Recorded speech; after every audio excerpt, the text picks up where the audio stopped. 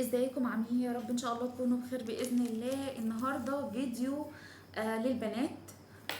سؤال جالي: ايه الوظائف المتاحه بالنسبه لخريجات الحقوق؟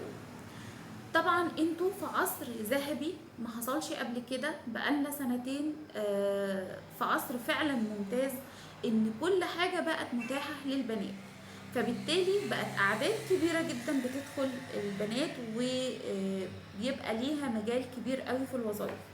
طيب نبدأ واحدة واحدة كده. اول حاجة ممكن تبقي معيدة، تاني حاجة ممكن تبقي في الدبلوماسية، تالت حاجة، احنا كل ده بنقول وظايف اهو، تالت حاجة ممكن تبقي في النيابة العامة، طبعا دي حاجة ما كانتش موجودة. النيابة الإدارية، قضايا الدولة، مجلس الدولة، والموضوع ده موجود فعلا من 2020 وفي بنات كتير فعلا اتعينت.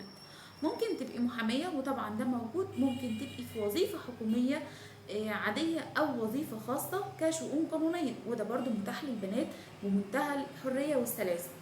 الجديد كمان اللي هو متواجد من السنة اللي فاتت أكاديمية الشرطة، وفي ناس فعلا اتقبلت بالفعل في أكاديمية الشرطة.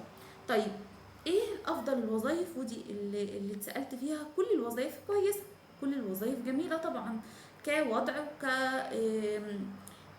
يعني حاجة اجتماعية، طبعا كله ممتاز.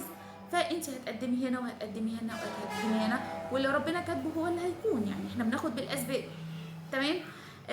ف ده كل الوظائف، يعني ما اعتقدش ان انا نسيت حاجه منهم. هم ده كل الوظائف المتاحه حاليا للبنات. بس طبعا عشان تاخدي وظيفه من دول لازم طبعا توفيق ربنا اولا، ثم التقدير التقدير التقدير التقدير. من غير تقدير كل مدى فرصتك بتقل في الحاجه. فان شاء الله ربنا يكرمكم. اتمنى ان انتم تذاكروا وتركزوا، واشوفكم على خير ان شاء الله، ودايما في اعلى المناصب. اشوفكم على خير.